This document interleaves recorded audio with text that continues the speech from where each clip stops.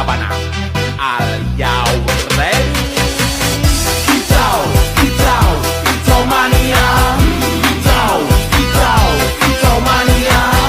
Kicau, kicau. Bismillahirrahmanirrahim. Assalamualaikum warahmatullahi wabarakatuh.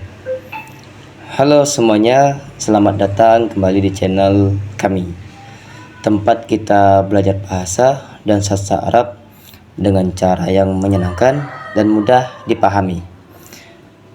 Perkenalkan, nama saya Muhammad Tamrin Junaidi, dan di video kali ini kita akan membahas topik yang sangat fundamental bagi siapapun yang ingin mendalami khazanah intelektual Islam, yaitu ilmu sastra Arab atau yang dalam bahasa disebut ilmu al-adab, ya. Nah, video ini terinspirasi dari buku Pengantar Teori Sastra Arab karya Dr. Ahmad Muzaki MA, salah satu referensi untuk terpenting, ya, bagi studi sastra Arab di Indonesia. Nah, jadi bagi teman-teman, apakah kamu seorang mahasiswa bahasa Arab, santri pesantren, atau sekadar penasaran kenapa bahasa Arab punya keajaiban tersendiri? Nah, di video kali ini wajib kamu tonton sampai selesai. Sebelumnya, jangan lupa like dan subscribe dan aktifkan notifikasi agar kamu tidak ketinggalan konten berikutnya. Oke, langsung saja kita mulai. Let's go. Dari pertanyaan pertama, nah, yang harus kita jawab adalah, apa itu sastra? Nah, dalam bahasa Arab, sastra itu disebut juga dengan adab. Menariknya, karena kata ini ternyata punya perjalanan makna yang panjang banget gitu. Jadi secara etimologi, kata adab awalnya berasal dari kata ma'dubah yang artinya undangan makan bersama. Bayangkan, di zaman Arab kuno, orang yang mempunyai adab adalah orang yang gemar mengundang orang lain ke meja makan. Itu sebagai tembok simbol kemuliaan dan budi kebaikan, ya. Seiring berjalannya waktu, maknanya berkembang menjadi budi pekerti yang luhur, lalu terus berevolusi hingga akhirnya sampai ke makna modern. Seni mengolah bahasa yang indah dan bermakna dalam. Nah, secara terminologi atau definisi yang sudah disepakati oleh para ahli, dalam buku Dr. Muzaki ini menjelaskan bahwa sastra adalah ungkapan bahasa yang indah, menyentuh perasaan dan memiliki makna yang dalam. Jadi sebagai simpelnya, tapi dalam banget, simpelnya itu tapi dalam gitulah maknanya. Oke. Sekarang pertanyaannya, kapan sebuah tulisan bisa disebut karya sastra? Nah, ini poin krusial dari buku Dr. Muzaki. Beliau menegaskan bahwa tidak semua tulisan berbahasa indah otomatis menjadi sastra. Ada 4 unsur utama yang harus ada. Nah, yang pertama, al-atifah, yaitu sebuah emosi atau disebut dengan perasaan. Ini adalah jiwa dari karya sastra. Kalau kamu membaca sebuah teks dan kamu merasakan sesuatu yang begitu haru, marah, bahagia, terenyuh, nah itu berarti al-atifahnya berhasil menyentuhmu. Inilah yang membedakan puisi dari laporan ilmiah. Laporan bisa informatif, tapi sastra harus bisa menyentuh. Yang kedua, al-khayal atau disebut dengan imajinasi. Sastra yang baik mampu melukis gambaran dalam pikiran pembaca tanpa menggunakan kanvas. Ketika penyair Arab mengatakan rambutnya seperti malam yang turun, kamu langsung melihat gambar itu di benak, kan? Ya begitulah kan. Nah, itu adalah kekuatan imajinasi dalam sastra. Yang ketiga, al-fikrah, yaitu disebut dengan ide atau pemikiran. Setiap karya sastra yang hebat selalu mempunyai pesan yang ingin disampaikan, bukan sekadar kata-kata indah yang kosong atau ada kandungan intelektual, kritik sosial atau nilai moral yang tersirat di dalamnya. Nah, yang keempat, al-surah atau bentuk disebut juga dengan gaya bahasa.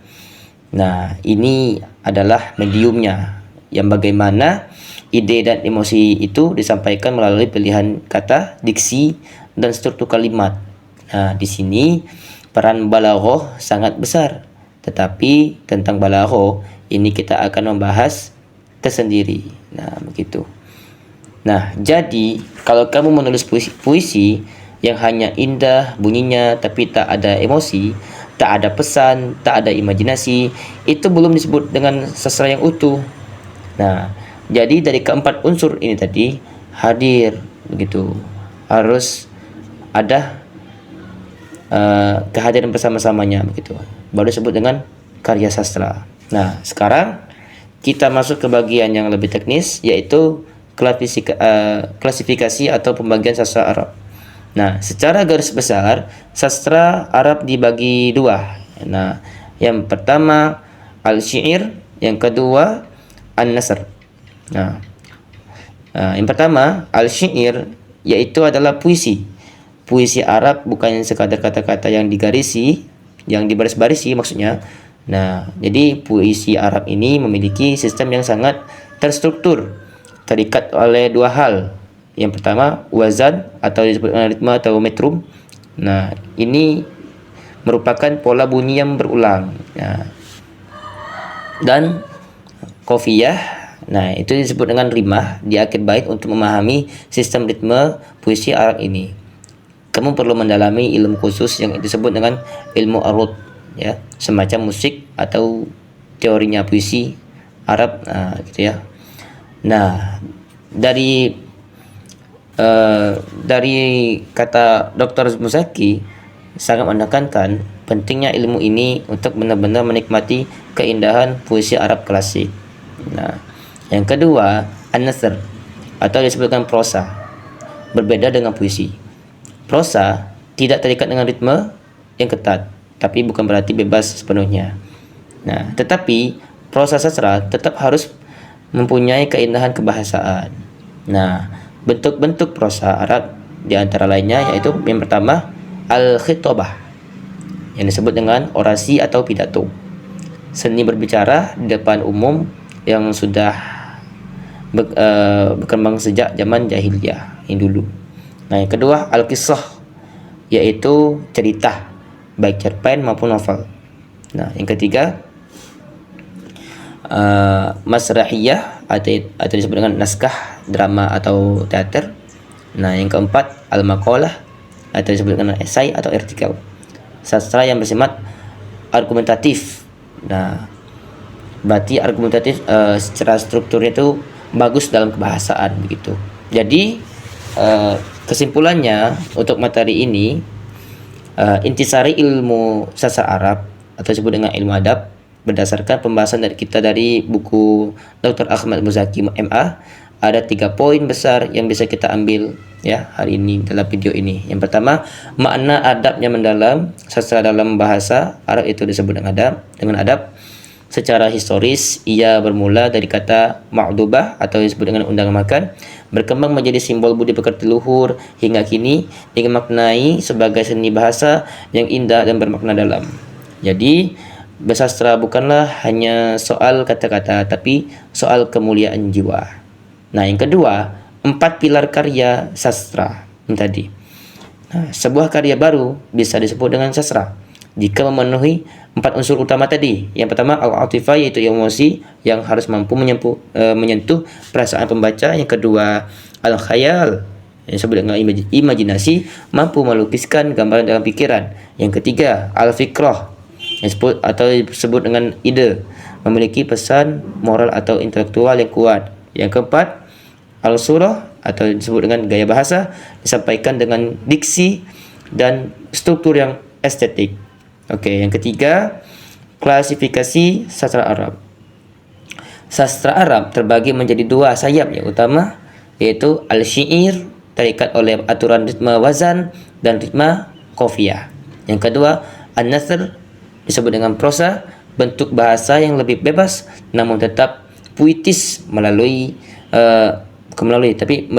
meliputi pidato khitbah, cerita kisah, drama masrahiyah hingga esai atau disebut dengan makalah. Nah, jadi sastra Arab bukanlah sekadar susunan huruf, melainkan pertemuan antara kecerdasan akal, kelembutan perasaan, dan ketinggian imajinasi. Oke, sekian dari saya. Terima kasih telah menonton di video ini. Semoga menjadi almajariyah kita semua untuk mendalami apa itu sastra, gitu ya. Saya cukup sampai sini. Saya akhiri. Wassalamualaikum warahmatullahi wabarakatuh. Labana al Yawm